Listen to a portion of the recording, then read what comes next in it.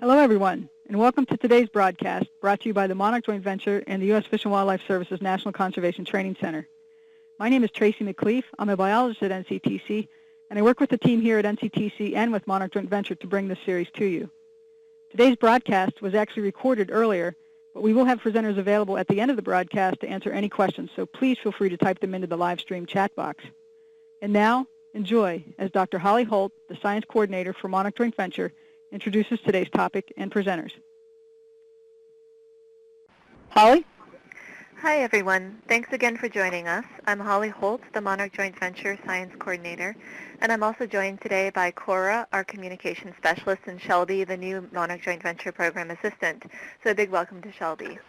We're excited to bring you today's webinar about monarch conservation with presenters from the Monarch Conservation Science Partnership, or MCSP.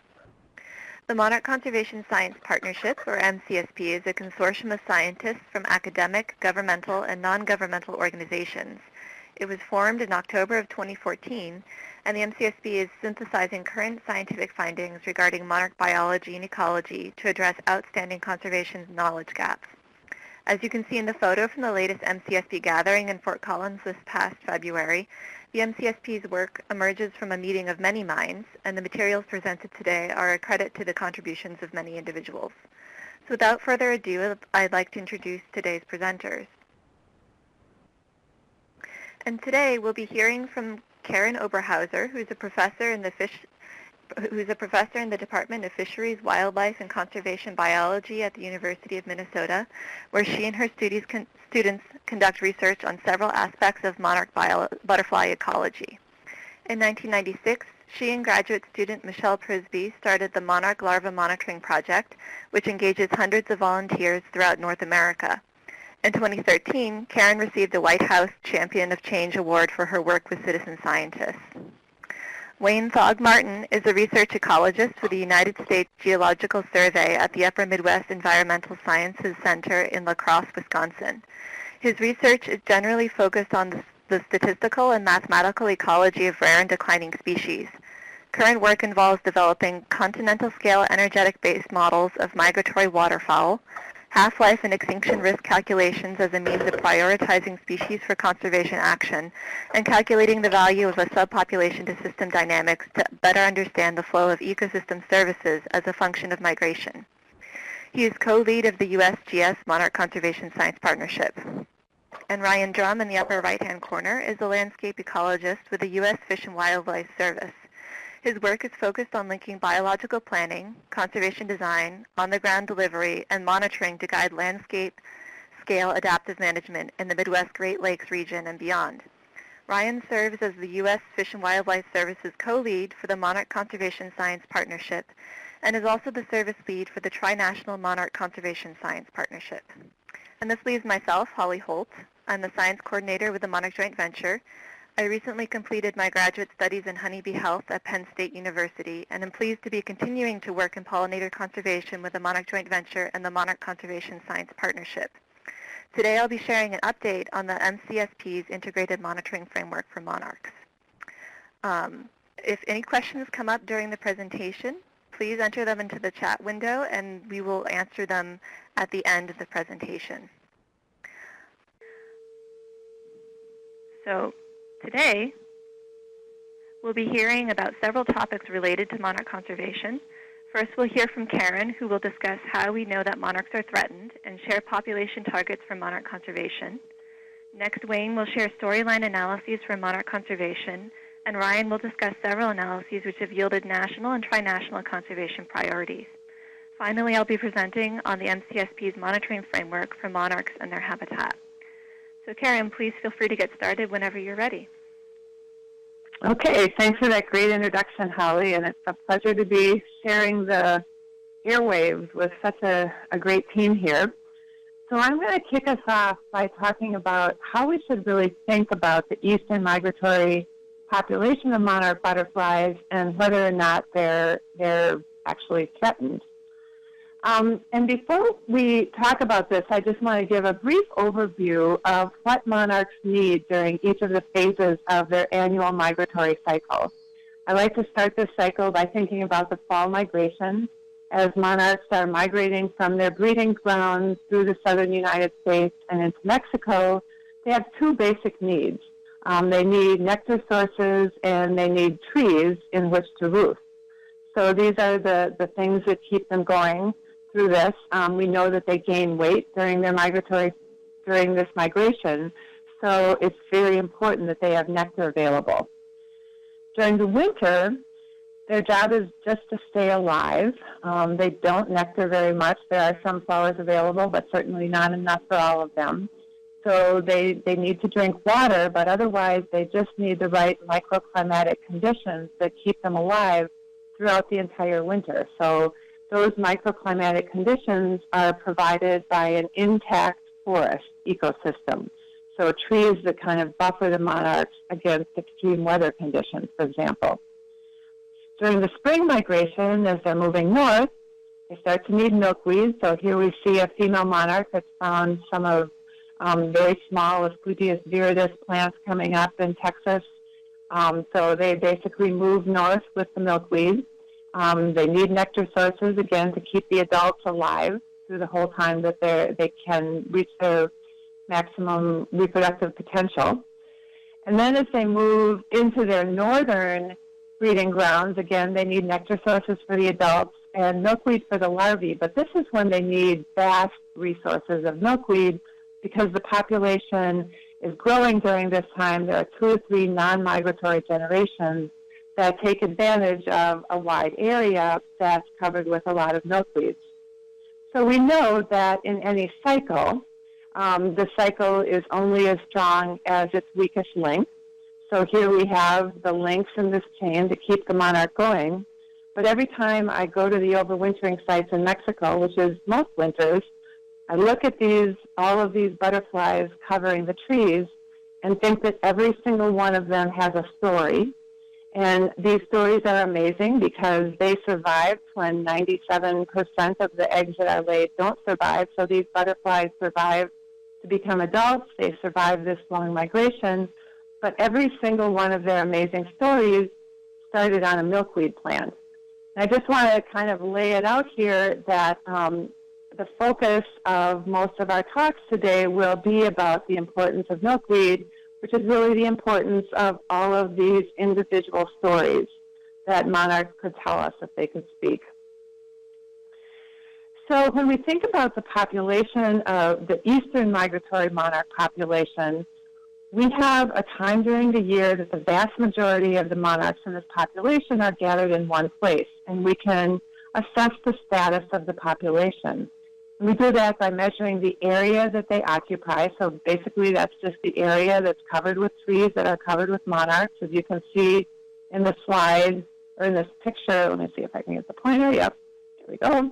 There's a picture of a trunk of a tree covered with monarchs. So how much area do these trees covered with monarchs cover? And we can see that there's a lot of up and down in this population. We have low years, we have high years. The population can drop by more than half in just 1 year. It can stay constant from year to year, but basically we have this up and down population. And until about a decade ago, there was really no consistent trend. The population was hovering around an average of about 6 hectares. But in the last slightly over a decade, you can see that the population has been showing a downward trend. So overall, we see this downward trend. We do have still bumps up. So last winter, we went from about 1 hectare the previous year to up to 4 hectares just before the monarchs left the overwintering sites. But then, just to illustrate what can cause some of these problems, there was a storm that we're calling the St. Patrick's Day storm of 2016, a freak winter storm that hit the colonies before most of the butterflies had left. And you can see the results of this storm. There were trees knocked down. A lot of butterflies were killed during the storm. So a few of these butterflies can be revived, but most of them are dead. So this illustrates what can happen to even a fairly large population. So what a group of us did is we developed what's called an extinction risk analysis, or you may have heard of this as a population viability analysis. And this is a tool used by ecologists to establish a target population size for conservation planning. So it's a conservation biology tool. And what it does is it takes into account this stochastic year-to-year variation that's caused by things like extreme weather conditions, like the storm or drought in the south in the spring. So anything that causes either really low reproduction or high mortality rates for the population. So these are just things that we really don't have any control that can cause these big up and down swings in the population. And what we did is we used this ecological technique to model what could happen to the population. And we first generated population estimates that included both data from the occupied forest area in Mexico. So these were data from the World Wildlife Fund and the Monarch Butterfly Biosphere Reserve. And we also used annual egg production, which is from the Monarch Larva Monitoring Project, a citizen science project that has volunteers in Mexico, the United States, and Canada. So we took these population estimates and we used them to estimate the rate at which this population is changing over time. And we used a statistic called lambda. So lambda, if lambda is 1, it means that a population is stable over time. It can fluctuate up and down, but it's not trending. It can fluctuate up and down from year to year, but it's not going overall downward or upward trend. We estimated from 93 to 2014 that lambda was 0.94, which means that the population was declining. So this model was published in 2016. And this extinction risk analysis depends on coming up with what's called an extinction threshold. And an extinction threshold is just a population size below which we think the population would not be able to recover. So obviously that's never happened to monarchs. We still have them. They're in Minnesota right now. So we have not reached an extinction threshold. So it's just based on expert opinion. You think about how many monarchs we need to have a viable population. So we came up with the 4 values that are listed across the top of this slide. Oops, let me get my little pointer here. 0.01 hectares is basically 1 occupied tree in Mexico, and then we had a few values in between, and then we came up with 0.25 hectares, which is a little more than a third of what the population has reached in the past. So again, we don't know which of these is the case or if any of them are the case, but they're just what we used as extinction thresholds. And then we said, given our current lambda and the size of the population in 2014 to 2015, what is the risk of the population reaching one of these extinction thresholds? And we did this both based on a 10-year risk and a 20-year risk. So what is the risk of it dipping down just by these stochastic events to one of these low population sizes? And you can see that they have a much smaller chance of reaching that 1 occupied tree. That's a lower number. They have a smaller chance of reaching that, 16% in 20 years, and a pretty scarily high chance of reaching the 0.25 hectares, 62% in 20 years.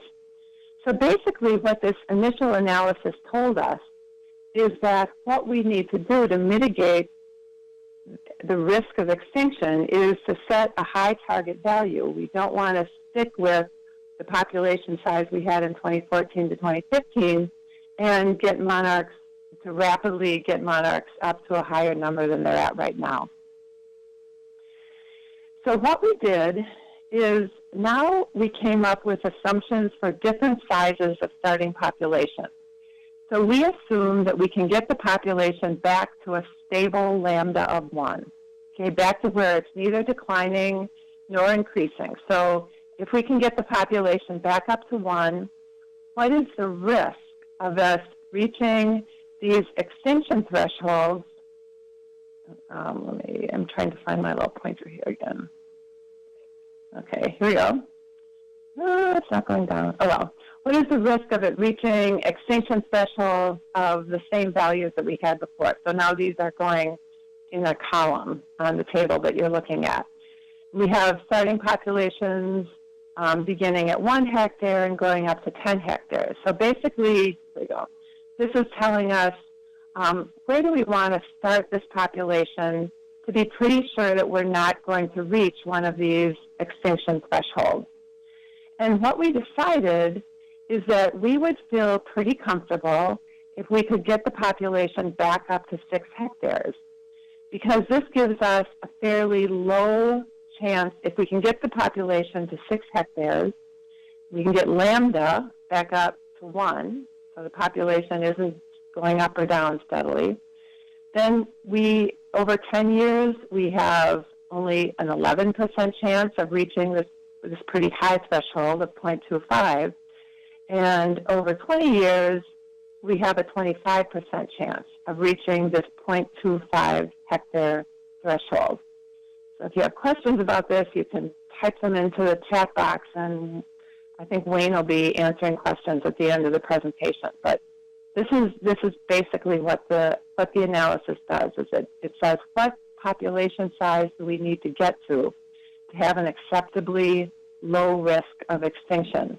And what I think is pretty interesting about this is 6 hectares is basically what we had before the population started declining. It was fluctuating around 6 hectares. And we know that the population was stable. Monarchs are still around. So if we go back to the question that we started with here, are monarchs threatened?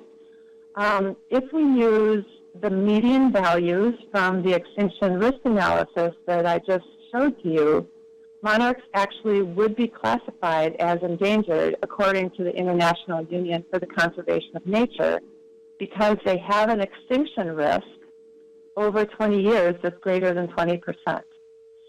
So while in the United States we don't have a specific risk threshold, according to the IUCN, monarchs actually are threatened. Okay, so you can think now about any questions you have about this presentation, and while I'm moving on to the next slide, you can type them in the chat box. But now we're going to move into thinking about how do we reach that monarch population target. So if we assume that we would like to get back to 6 hectares of monarchs in the overwintering sites in Mexico, what do we need to do to achieve that goal? Okay. So if we're thinking about any population that we're concerned about, there are really 2 ways to increase the population size of any organism. The first one is to decrease mortality. So for monarchs, if you remember that little circle that I gave you of the things that monarchs need at all of the stages of their life, in order to decrease mortality, one of the things that we could do is increase the availability of nectar, because we know that nectar keeps adults alive, and that's something that we can have some control over. We could decrease exposure to insecticides. So we know that a lot of insecticides that are used to control pest insects also kill monarchs. We can also improve habitat. If monarchs need to travel a long way between habitat patches, if there's not a lot of connectivity, if the winter habitat doesn't provide the protection that monarchs need, mortality can be increased. So these are things that we could do to decrease mortality. We know that most mortality in monarchs occurs during the egg and early larval stages, but there's really nothing we can do about that unless it's caused by insecticides. There are a lot of natural predators out there that we really can't control. So these are things that we could control. But I'd like to point out that we really don't have any what we would call smoking guns for mortality agents. We haven't seen an increase over the time that monarchs have been declining in any of these agents. So another way to increase population size of an organism is to increase fecundity, or the number of eggs that an organism lays. For monarchs, that could involve increasing the availability of milkweed. It wouldn't only provide monarchs more milkweed to lay eggs on, but if we put that over the landscape in a spatial distribution that makes sense and in habitats that monarchs are attracted to, we could decrease the searching time for monarchs. So the more milkweed is out there, the easier it'll be for females to lay eggs, to find milkweed to lay eggs on, and the more likely they will be to achieve their maximum fecundity. So it's not, we know that there are a lot of milkweed plants out there that aren't being used, but when a lot of the landscape doesn't have any milkweeds on it, it means that monarchs spend a lot of time searching for milkweed. We also could increase female lifespan. If females live longer, we know that they can lay their full complement of eggs, which could involve providing them with more nectar resources. So we do have very solid empirical evidence, but first of all, milkweed availability has declined over the time period that we've seen monarch numbers declining. And there have also been quite a few studies that have shown that monarch population size is associated with this decline. All of the presenters in this webinar know that there are competing views out here, but we think that the evidence is very strong that monarch population sizes are associated with declining numbers of milkweed. So, given that, how do we get to 6 hectares of monarchs? So in order to do that, we need to know how many monarchs are in 6 hectares and how much milkweed we need to produce that many monarchs. So there are many, many different ways to do this, and I'm just going to describe one of them here, just because I have particular fondness in my heart for the Monarch Larva Monitoring Project. This is a project that's been going on almost 20 years now, where we have volunteers out collecting data, looking at the number of eggs on milkweed plants. So these are volunteers that can range from kids to adults, going out and looking all over the United States at milkweed plants and seeing what they see on them. And they're measuring per plant egg and larval densities. So we can use these data to estimate the number of milkweeds that are needed to produce the monarchs that we need. We've looked at all of the MLMP data over several years, and we found over the time that monarchs are producing the generation that will go to Mexico, there's a mean weekly density. So the density of monarch eggs, as you're seeing in this picture here, the monarch egg and a milkweed, is 0.043 over 14 weeks. It's 14 weeks. So that means about 4 out of every 100 plants has a monarch on it. We know that survival from egg to 5th instar in our Monarch Larva Monitoring Project sites is about almost 8%. So this is just gotten from dividing the number of 5th instars that people see by the number of eggs that they see. And finally, the datum for which we really have the least confident measurement is survival from 5th instar to adult, because it's adults that our goal is to produce. We can't track that in the wild because it's hard to find pupae and to measure their success. But we do know that when our volunteers bring 5th instars into rear in their homes where they're protected from predators, we get about 3/4 of them survive. So we're just using that because we don't have data from the wild. So really we're overestimating monarch survival here. So if we just multiply all these numbers together and multiply them by the 14 weeks that monarchs are being produced that will fly to Mexico, we get 0.035 adult monarchs per milkweed plant. So 3.5 monarchs per 100 milkweed plants. And that translates, the reciprocal of that is about 29 milkweed plants per monarch. So this was published last year. So how do we use that? Now we need to know how many monarchs we need. And remember, our goal is monarchs that are going to migrate to Mexico.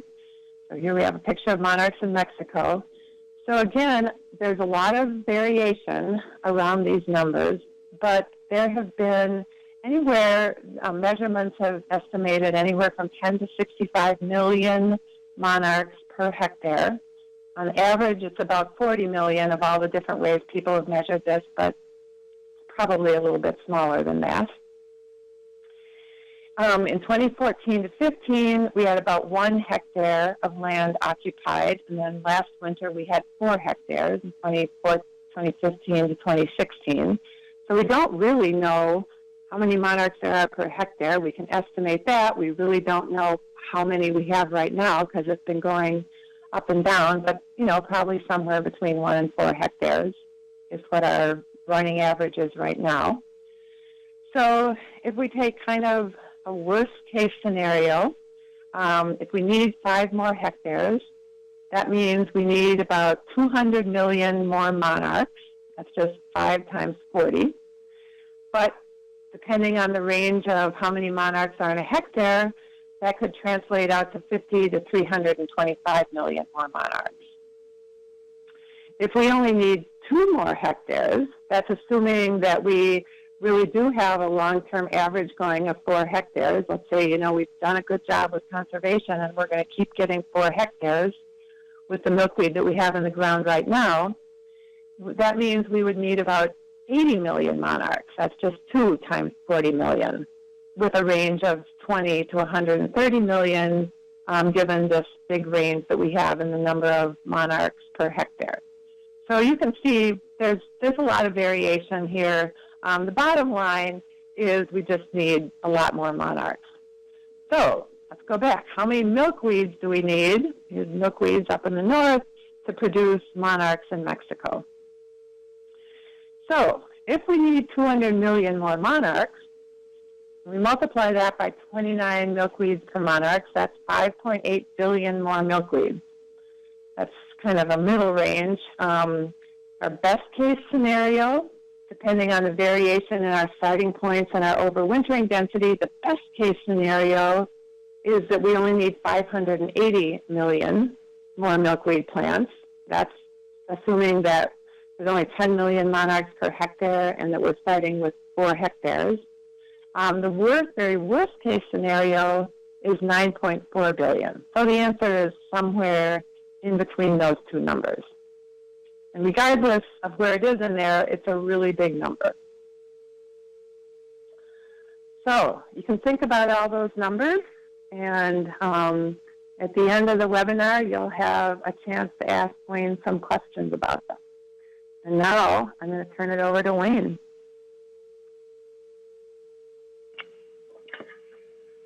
Okay. Let's see here. As Karen mentioned, there's considerable uncertainty relating to the amount of milkweed in the landscape and how many more milkweed we need to recover monarch populations to our target goals. Karen shared with you one line of evidence. There's multiple lines of evidence that we're bringing together to help us to identify a working goal. Right now, we're suggesting that to obtain a 6-hectare population, we would need somewhere on the order of 1.4 billion additional stems of milkweed over the north central and the northeastern United States and Canada. That 1.4 billion is on the lower end of the range of uncertainty that Karen just showed you, but it's roughly equivalent with the amount of milkweed that John Pleasant's previous work has suggested has been lost in the north central and northeastern U.S.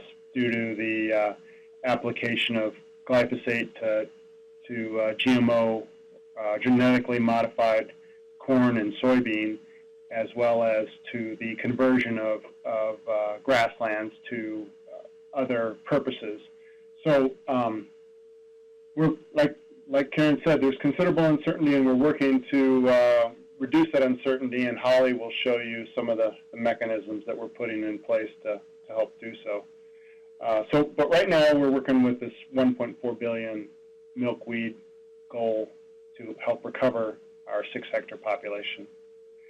Through the Monarch Conservation Science Partnership, as Holly mentioned, we gathered a bunch of experts in restoration ecology, monarch biology, some policy folks, and a large number of other experts in ecology and quantitative biology, and to help us craft stories or scenarios for recovering monarch populations. Our experts identified 5 sectors of society to focus restoration activities. They suggested we should focus restoration activities in grasslands that are currently in protected status, as well as conservation reserve program lands, grassy areas where citizens live, work, and play. So those would be people's backyards, corporate and city parks, that sort of thing, as well as rights-of-way, which include railroad, roadside, and power line rights-of-way. And then there's an agricultural sector that our experts identified as being important to focus on for restoration. So the experts suggested that, that we need to consider 2 things: the willingness of individuals within each of these sectors to adopt a conservation practice, and then, based upon what kind of land cover or land use they're responsible for, what's the biological potential of that location to increase or to add milkweed to. And so the combination of the adoption rate and the biological potential tell us how far we can go towards reaching our goal. Before we begin, though, we need to have a better understanding of what habitat is available. And so what we did is we created a monarch-relevant land cover map for the north central states. To do that, we used as our base layer the cropland data layer that identifies all of the different cropping practices that are occurring within the United States, as well as all of the other land cover, as informed by the National Land Cover data set. We burnt into that information on power line rights-of-way because those are not explicitly articulated. We also burnt in known locations of conservation reserve program lands, principally the wet and non-wet reserve practices, not the tree practices. We identified marginal cropland and distinguished that from productive cropland. And then we also identified exurban versus urban settings in this land cover. You can see that there's quite a large array of different classes in our final map. Now, once we have that final map, then what we want to do is apply our understanding of milkweed density that occurs in each of these different sorts of habitats. We know that milkweed density varies by habitat. We don't have very much information on this. Most of our understanding about it comes from a couple studies authored by Hartzler and Buehler, and has been amended by work done by John Pleasance, who's in our partnership. He's at Iowa State University. And basically we take information like this that has the number of stems per acre for these different land cover classes and apply these stems per acre to our map. And you can see, for instance, that CRP has, between 60 and 112 stems per acre. Roadsides have nearly 60. But our crop practices, especially in the most recent years, corn and soybean have very little milkweed remaining in them, especially after glyphosate was applied to the landscape. You can see that decline considerably over the last 15 years. So once we do that, once we take this information on stem density and apply it to our land cover map, and we ignore the spatial heterogeneity that may occur in these density measures. You get a map something like this. You can see here we're just strictly applying the density to the map, and you can see that there's concentrations of milkweed occurring in, say, northern Missouri and southern Iowa, perhaps here in the driftless area, here along the eastern margins of the Dakotas.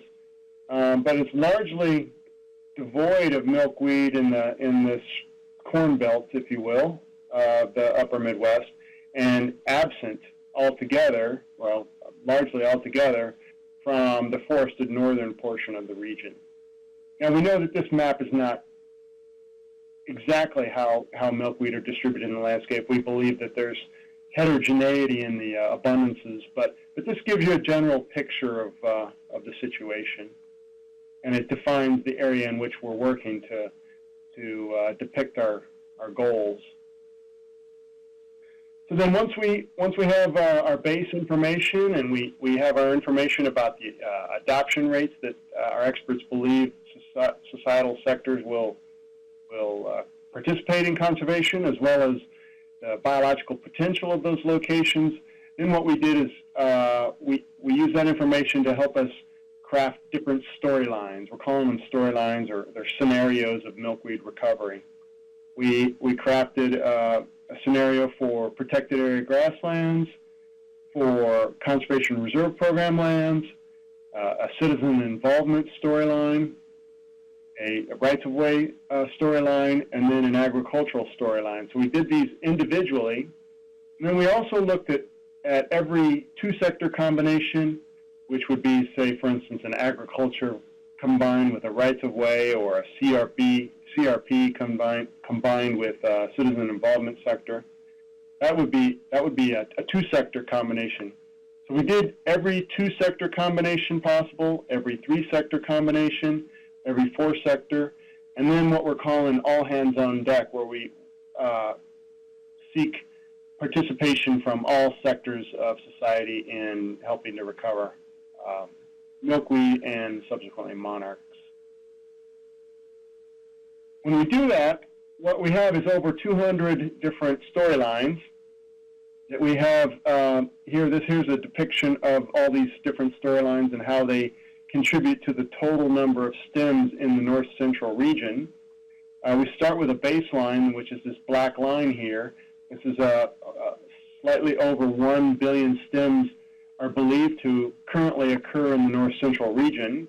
And then these dots are the depiction of the milkweeds that would be added to the landscape under these different scenarios. And so for the protected areas, we believe, given the adoption rates that we believe we can attain, as well as the biological potential, that we can get couple 100 million more stems just in agricultural areas, in protected areas alone. Similar sorts of improvements occur in each of these different sectors, not near as large as in the protected areas, but still improvements nevertheless. And here in the green dots, we have three different contributions from the agricultural sector. And so we have a low contribution. This is positing that that we're going to get small adoption or low adoption in say low amenability areas, as compared to more aggressive adoption by the agricultural sector, and then full adoption where we're looking for large contributions from our agricultural community. And so when you can see, we can get quite a bit of participation from, if we get large participation from agriculture, we can get large increases in the amount of milkweed added to the landscape. Now, if we look at just some of these modest inputs from the agricultural sector and we combine them with these other sectors of society, you see that we're getting this kind of grouping here pertains to this lower contribution from the agricultural sector, and we get large variety or large difference in how much we get from a 2-sector combination versus a 3-sector, 4-sector, and 5-sector combination. If we get a modest participation from the agricultural landscape, we can get even more if we start to bundle in these other sectors of society. And in our all hands sector, where we have our modest contribution from agriculture as well as all of these, we can get well over nearly 2.5 billion total stems in the landscape, or an additional 1.5 billion or so stems. So well above what our goal is of 1.4 billion, which is this red dashed line here. So like I said, there's to get a to move from this this low contribution setting or this low contribution from the agricultural sector to a more aggressive adoption in the agricultural sector, it would require a 14-fold increase of milkweed on marginal lands. Largely what that means is that it requires converting about 8% of the landscape from production of corn and soybean to a setting that is similar to what Conservation Reserve Program lands provide. Now, if we were to seek conversion of all marginal lands to all marginal cropland to a Conservation Reserve Program goal, we could Conservation Reserve Program type of setting, we could reach our goal. But we're not suggesting that that's necessarily that we don't necessarily need to go that route. We can actually get contribution from elements across society to reach our goals if we work together. I wanted to mention that even if we don't get large participation from agriculture, we get more than almost a full billion additional stems on the landscape just by working in the other sectors. So we can make great progress irrespective of participation from agriculture. And I think that's all I have for you, so I'll pass it on to Ryan next. Thanks, Wayne. I'm going to discuss a little bit in transitioning from what Karen and Wayne have presented. They've really kind of covered where we're at from this question of how much is enough to achieve a specified target and what is, to some degree, the extinction risk associated with whatever target we would establish. In this case, we're largely looking at that 6-hectare target. I'm going to talk a bit about how we've also been working through the science partnership to connect this piece of planning and guiding our targets to the conservation design, not only how much is enough, but where is best to be working. So I'm going to talk a little bit about how this has evolved from a priorities mapping effort for the Fish and Wildlife Service, and also look a little bit at some of the work that's going on out west that's also important. Much of what we've looked at thus far is really focused on the eastern population of monarchs. So I want to highlight some of the progress that we're making out west, and also just briefly touch on some of the progress we're making trinationally in working with our partners in Mexico and Canada also, as we look at this as a continental phenomenon with a whole number of implications that extend well beyond the borders of the United States. So what I'm going to start with here is an overview of what we've done, looking at how to prioritize our conservation work, primarily focused on milkweeds in this case, but much of what Wayne and Karen have both presented, despite the focus on milkweed, it's really implied that as we actually implement these conservation activities, that milkweed is embedded in a diverse, phenologically diverse mixture of pollinator resources that provide nectar throughout the season. So it's not simply just milkweed, yet milkweed is a convenient metric for us to define our targets and look at success as one predominant limiting factor of this population. So we wanted to take an approach that really builds on what we know about a broad scale kind of geographic sources of the eastern population in this case, and also the western population ultimately, and also to look at what we know about strategic priorities, make some assumptions about how we might deploy resources towards sort of low-hanging fruit, these opportunity areas, which we define as being based off of where there's extensive right-of-way opportunities, larger yards or abandoned lots, smaller farmsteads, as well as conservation reserve program lands that could be enhanced, and building around our existing public lands network to really try and leverage what's out there in the landscape, and also simultaneously try and avoid existing threats. So areas with high pesticide exposure or areas that are going to be particularly vulnerable to climate change in the future, we would try and avoid those areas while we target the best areas otherwise. So when we look at broad geographic priorities, past research using isotope data published by Wassner and Hobson suggests that the core of the eastern population and the majority of the overall monarch population really is produced in this Midwestern Corn Belt landscape, as indicated in the map here. We also have some data to draw from Monarch Watch. This is tag recovery data. So we can look at tagging efforts and the amount of tags recovered on the overwintering grounds and where those butterflies were coming from to also add to what we know about the source of the population.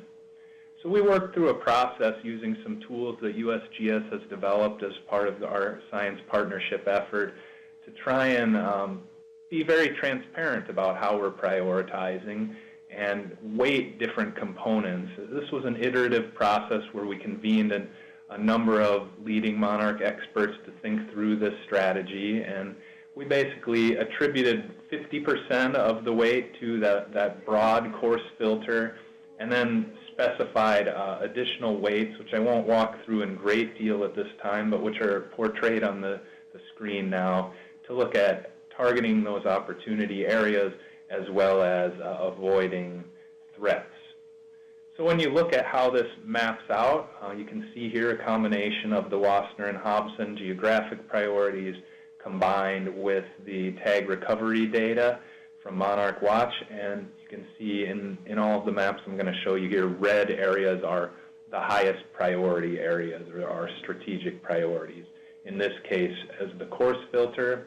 In this case, one of our finer filter approaches where we're targeting these areas with a lot of CRP, existing protected grasslands, as well as extensive rights-of-way and some of the more rural and farmstead type of development opportunities. And we also wanted to look at threats. So in this case, where you see the red colors, those are areas with less threats. And when you focus in on that central Corn Belt region of Iowa, Illinois, you see the cooler colors here indicate that those areas have a lot more threats, and thus, in some cases, maybe should be avoided due to more fragmented landscape or increasing threat exposure in these areas. We also wanted to take a look at out west, which is a little bit of a different ballgame. We generally know less about the western population, the limiting factors out west, as well as where milkweed even exists or where monarchs are migrating to out west. We know some important bits of information, and our information there is certainly growing, but it's a bit of an enigma in many ways. So we drew from Stevens and Fry data, which is another coarse filtering approach that you can see on the map to the right there, the gray areas being areas believed to be generally important for monarchs. And we also are drawing from data that's been assembled through a partnership between the Xerxes Society and the U.S. Fish and Wildlife Service that I'll talk a little bit more about in a moment. So we went through a process very similar for the West where we combined this data. The weighting was a little bit different in some cases. For example, CRP is a little bit less important or less of an opportunity, perhaps a little less important impact of right-of-ways along roads due to fire considerations and safety issues, that kind of thing. So there's some differences here in the data we drew from, but the general approach was very complementary. And then ultimately we had to kind of crosswalk the western and eastern portions, and based on what we know about the overall populations, this is ultimately kind of a policy decision that we had to make and can be revisited in the future, of course.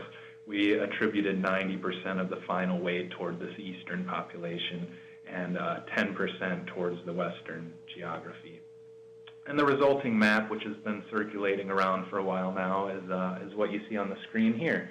And this is really geared at targeting, again, Fish and Wildlife Service activities. Anyone else can use this as appropriate or useful for them, but really this is kind of highlighting our national priorities as they currently stand, particularly focused on milkweed resources. So it's really geared at where we believe milkweed is a limiting factor, and there's a lot of questions about how that would be applied in the southern and southwestern geographies, for example. We may need more regional focused planning efforts to look at things like nectar resources as a limiting factor and more of the migration components of the life cycle versus the latter breeding milkweed focus that we have focused on up to this point. So that's really kind of some of the next steps.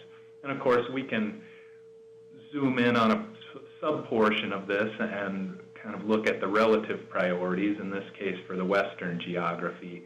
And this can be customized, and we're working with state partners and others to kind of pursue the next generation of how we're prioritizing and developing these maps as new data becomes available and as more regional efforts are stood up to pursue this. So now I just wanted to transition slightly and zoom in a bit further on the West, highlight some ongoing work there that's really helping build our foundation of knowledge. And this, again, is a collaboration between the U.S. Fish and Wildlife Service and the Xerces Society, which has been really trying to fill some of our data gaps in understanding both where milkweed exists in the western landscape, where monarchs exist in the landscape, and also to some degree how these populations between the east and the west are ultimately interacting and intermixing. Here you can see an example of some of this data highlighting where we have milkweed records and monarch breeding records. We also have a lot of data on the overwintering colonies along the west coast where the western population goes.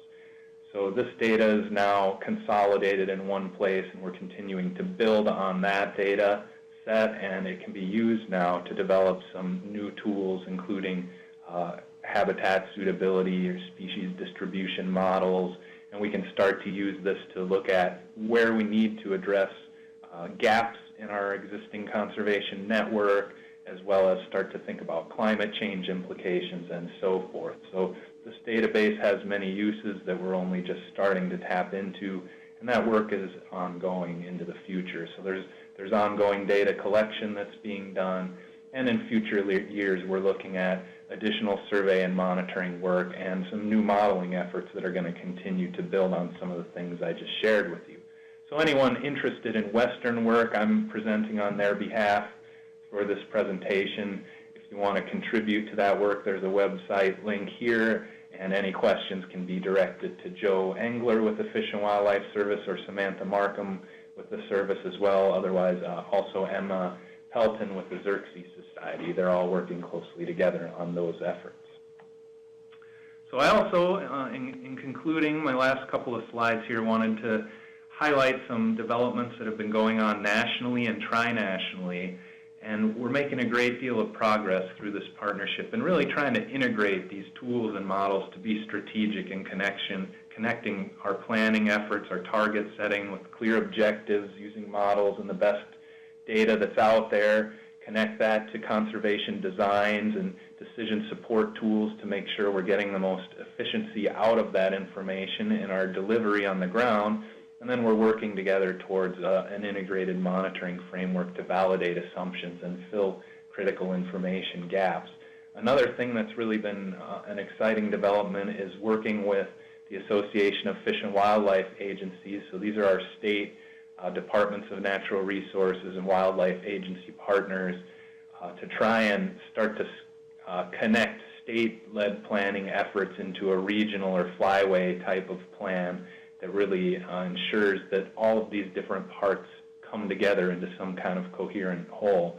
So we're working together to try and develop optimal landscape designs and allocations amongst different land use sectors and states more broadly to make sure that that all comes together. And that will ultimately help guide states to identify focal areas, not only for monarchs, but to start to connect the dots between monarch priorities more broadly and opportunities to leverage these benefits for other species, other grassland birds, perhaps other ecosystem services, for example, water quality benefits, carbon sequestration. There's a whole number of connections we can make here within grassland ecosystems and beyond to make sure we're getting the most benefits and working through our existing partnerships as efficiently as possible. As I mentioned, we're also working on developing a monitoring strategy that Holly's going to talk about here in a moment. And we're working to build not only this U.S. science partnership and the results we're presenting from that today, but also expand that into a trinational effort that really focuses on sharing scientific information, collaborating across international borders, and working together on some shared research projects. We recently met in Ottawa at the Trilateral Committee meeting, which occurred last week, and the group revisited our shared priorities trinationally. I thought I'd just share those as closing out my section here to give people an idea of where we're heading and developing some working groups and pursuing some topics together. So that list includes 7 priority topics. The first is overwintering density and abundance estimates, so really trying to understand not just hectare measurements, but as Karen and Wayne highlighted, there's a real importance in the implications of what those densities, the abundance, the number of individuals are there, has a lot of implications on our targets throughout this whole sequence of models and how that hits the ground. So we need to get a better handle on that foundational piece of information. We're going to be working on that, along with revisiting some of the Wassner and Hobson isotope analyses that were done in the late 90s, were largely before some of the glyphosate, the Roundup Ready corn, and other things that may have changed in the landscape. So there's some interest in really looking at where we're seeing the source of the overwintering populations coming from. This may also give us some information on Western population connections to the overwintering grounds in Mexico, if we're able to discern any of that, and interannual variability. There's a number of questions we're going to look at there that should be quite useful with regard to our conservation strategies going forward. Then more generally, climate change implications are of great concern for our conservation strategies and the future of the population for monarchs. And nectar resources, we've talked a lot about milkweed, but as I mentioned earlier, we know that nectar resources at certain times, certain years, certain places are very important and likely the predominant limiting factor in some of those cases. So we want to understand when that's, what kinds of trends we're observing out there, track that information, cause-effect relationships, start to build out our knowledge on that. Also looking at pesticides as a threat, the impacts and threats associated particularly with systemic insecticides like the neonicotinoid insecticides, and trying to understand where those are really being a problem and how to mitigate some of those problems when and where they occur. We're trying to integrate databases trinationally and nationally. That's a challenge. There's many parts to all of this, and assembling the information that Holly's going to share next, and ultimately getting the boots out on the ground, really building a robust citizen science network that's getting us not only the information we need, but the right information in the right places. In some cases, we may need some particular outreach efforts to coordinate that nationally and trinationally. So these are our priorities moving forward for at least the coming year through the Trinational Monarch Conservation Science Partnership. And I think they really complement the efforts going on within the U.S. and should continue to help build on our momentum. So with that, we'll postpone questions till the end of the presentation, and I will hand it off to Holly Holt to talk about monitoring. All right, thank you, Ryan. So we're going to change gears a little bit from talking about predictive modeling to gathering data on the ground in support of the analyses that we've heard about earlier today. So based on MCSP model predictions presented by Karen, Wayne, and Ryan, we know that we need to increase the amount of monarch habitat in the U.S. landscape in order to bolster monarch populations to reach the average overwintering target population size of 6 hectares. However, MCSP model predictions are based on best estimates from a limited number of existing studies, and we're really lacking hard data about how much habitat is actually present on the ground. So to maximize benefit from habitat restoration activities, we need to know how much monarch habitat is left in the U.S. landscape, where it is, when it is available, and if it's being used by monarchs. As we've heard, monarch habitat consists of both milkweed and nectar plants, and a successful U.S. conservation plan will provide monarchs with both of these resources. So, in order to find out how much habitat is left in the U.S. landscape and whether monarchs are utilizing that habitat, we need to conduct a monitoring study. Today I'll be talking about an integrated monitoring framework for monarchs and their habitat that has been developed by the MCSP with Pat Ward from the U.S. Fish and Wildlife Services serving in a lead role, and along with contributions from many, many MCSP experts. And ultimately, the MCSP envisions this monitoring strategy being implemented by many individuals, especially citizen scientists. So the first step in monitoring monarchs and their habitat is to develop a sampling scheme that will select sites in a way that accurately reflects conditions across the huge geographic range that monarchs occupy. And so to do so, the MCSP is going to employ a GRITS draw. And GRITS, kind of a mouthful, it stands for Generalized Random Tessellation Stratified Draw. So I'm going to be sticking with GRITS from here on out. And so to imagine how a GRITS draw works, picture a grid laid on top of the U.S. And the GRITS draw selects points laid out in this grid in a spatially balanced way so that points are neither too close nor too far apart, and good coverage of the landscape is obtained. Furthermore, every point that is generated is assigned a priority ranking, and data from points with a high priority ranking are weighed more heavily in an analysis than monitoring data from points with a low priority ranking. And the advantage to this priority ranking system is twofold. First, we can identify top priority sites and strategically focus on collecting data from these sites in order to maximize the utility of the information gained. However, we can recognize that monarchs occupy a large geographic range and that we may not be able to sample every priority site. And so the GRITS draw offers its second advantage. And this advantage is that data can be contributed from virtually any location that meets study inclusion criteria. And this means that anyone, for example, a citizen scientist or a state monitoring program, that would like to contribute data from a qualified site can do so. However, if the site has a low priority ranking, that data will not be weighed as heavily in the final analysis, but the data can still be included and support generation of results. A final element of the GRITS design is that the U.S. landscape will be divided or stratified into different land use categories, reflecting the fact that monarchs will utilize milkweed and nectar plants across many habitat types. And for this study, we will evaluate monarch distributions and habitat quality in landscapes falling into 6 strata, and you'll recognize these strata from Wayne's earlier presentation on storyline analyses. And so these strata include protected grasslands, unprotected grasslands, and CRP fields, which are represented by the picture in the upper right-hand corner. We'll also consider agricultural fields because they used to be an important source of milkweed until the advent of glyphosate. And we will look in actively farmed fields, but we do not expect to see much milkweed or nectar plants unless farms are not employing herbicides. We'll also look along roadsides. And finally, we will look in urban and suburban spaces, or as Wayne likes to say, places where citizens live, work, and play. So these include places like gardens, parks, and vacant lots.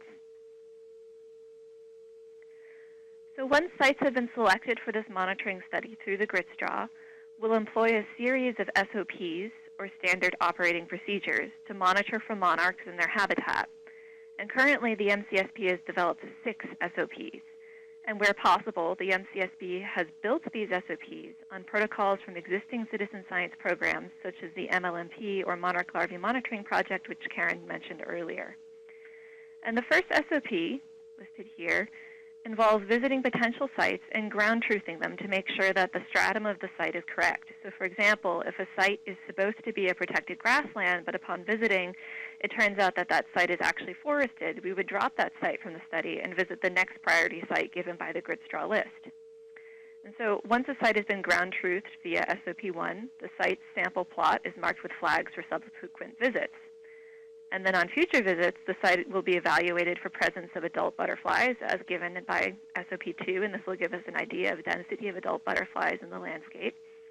It will also be evaluated for relative abundance of blooming nectar plants, milkweed density, and density of monarch eggs and larvae per milkweed plant, and directions for this are given in SOP3.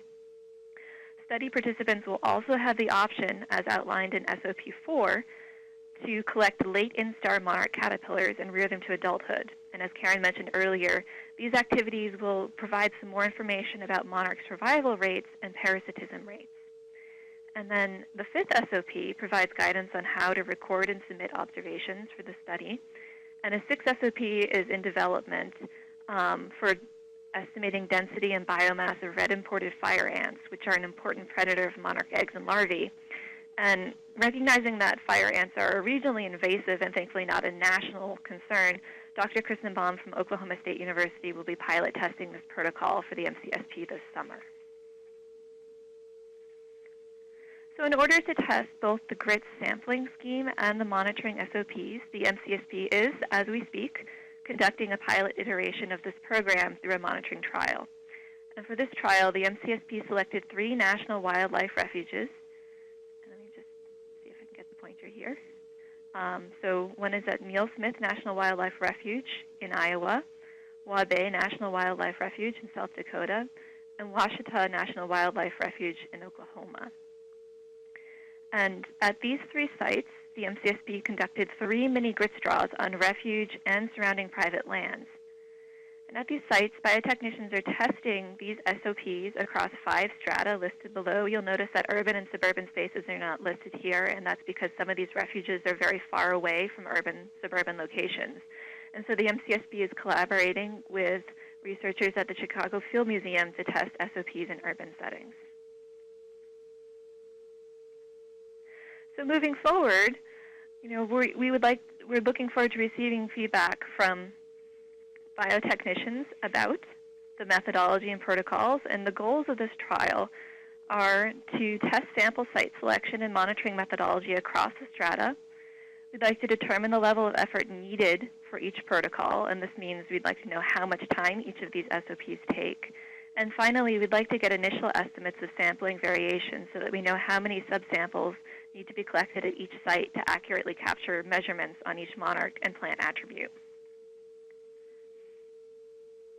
So as mentioned, we look forward to feedback from biotechnicians that are implementing these protocols during the monitoring trial. And this will help provide feedback on clarity of directions and the level of effort involved for each protocol. And once pilot data has been collected this fall, the MCSP will evaluate monitoring trial results and use estimates of sampling variation to develop simplified SOPs. These SOPs will be incorporated into a national protocol framework, which will be made available for internal and external review and comment in early 2017. At the same time, the MCSP will conduct an expanded grid straw to provide a list of priority monitoring sites, and the MCSP will develop a web platform where anyone will be able to download the National Protocol Framework and information about grid straw locations and upload data from monitored sites the following summer, or following spring through summer. And finally, MCSP will be reaching out to monitoring entities for voluntary participation in this program. So in the long term, there are several objectives of this monitoring strategy, and first and foremost, we're really looking to determine the status and trends of monarchs over broad spatial extent and identify factors potentially driving these trends. And if this grid straw is expanded to a national or trinational level, there's even more room for getting a better understanding of factors that are driving monarch population trends on a continental scale. In addition, this monitoring program has the potential to inform local efforts on the efficiency and effectiveness of habitat restoration efforts. And finally, in order for this program to be a success, we really will be relying on engagement of citizen scientists to collect data and to promote monarch conservation across the entire continental range that they inhabit. So I guess we're now at the end of the presentation, so you can note any questions for me, and Wayne will address them. And I guess before we transfer or transition over to questions, we just want to say thank you to Karen, Ryan, and Wayne and NCTC for hosting this webinar. And we really appreciate you all taking the time to share your expertise about monarch conservation with us today. This webinar has been recorded, and it will continue to be available on the NCTC and Monarch Joint Venture websites for future viewing. We'll be having another webinar on June 16th, and you'll receive details on this as soon as they are available, encouraging you to register and to help spread the word. And following today's webinar, we'll be receiving a short survey, which will give you the opportunity to share any feedback you have, and we'd love to hear from you. So without further ado, thank you again to the presenters and to NCTC for hosting us, and we will pass the mic off to Wayne.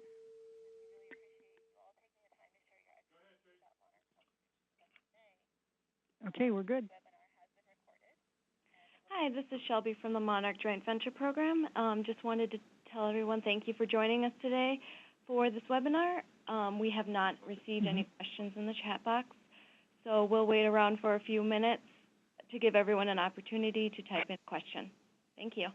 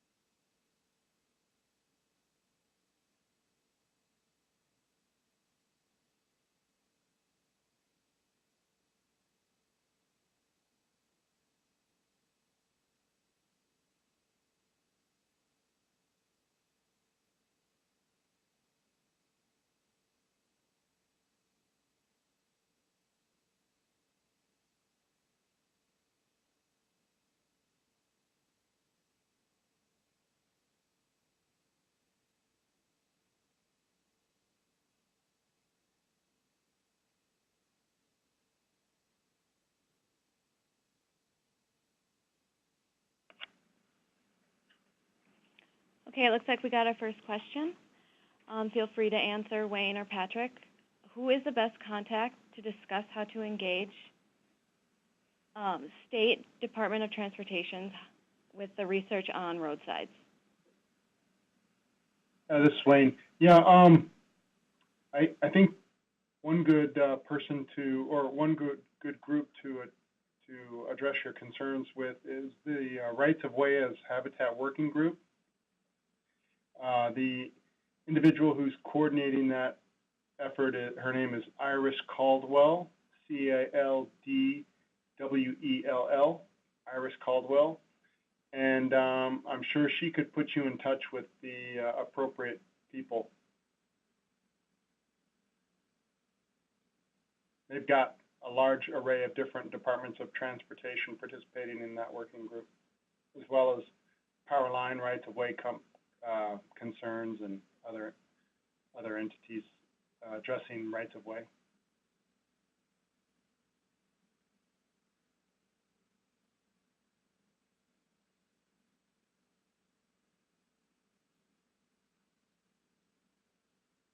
I see one about Department of Defense and whether they're engaged in studies and discussion.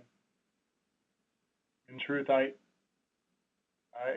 don't really know how the Department of Defense is engaged in monarch conservation. Yeah, this is Tracy. I wasn't sure if they were working as part of this study. We've had questions from local installations about what they can do and how to get engaged, and I didn't know if at some level in some of the meetings you've been having, if any representatives from the Department of Defense were talking, but apparently not. Thanks.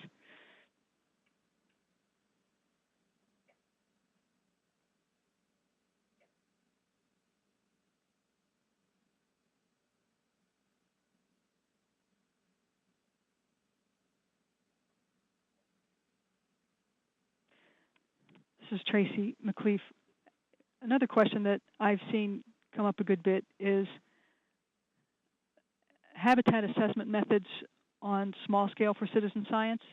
Is there a source that you could recommend to people for that, say for like a local high school or a local monarch group who wants to do a habitat assessment on some property somewhere? Is there, in order to make recommendations for people what to plant, is there like a basic level assessment that you would recommend for that level of citizen science work? Tracy, this is Pat Ward. I've seen one posted that was developed by Karen and other colleagues. It's on the Monarch Joint Ventures site. There's a habitat assessment tool. And also, I believe there's some other NGOs that are working to put some together as well. But certainly the MJV website publications page has a habitat assessment tool. Great, thank you.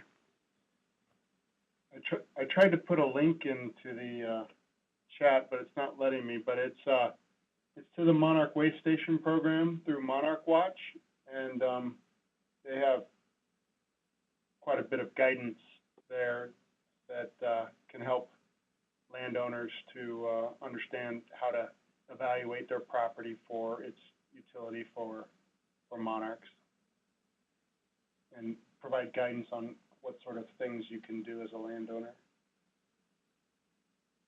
Just search for Monarch Watch and waste stations. Okay, thank you.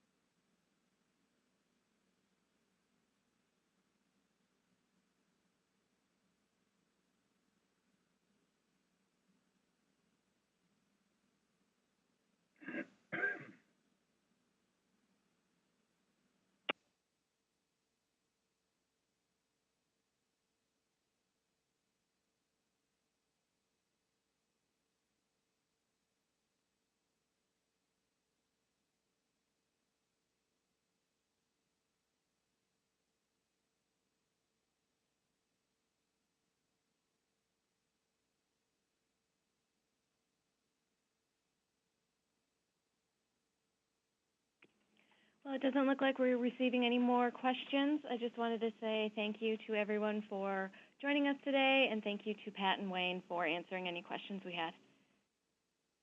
Thanks, everyone. Thank you, everyone. Thank you.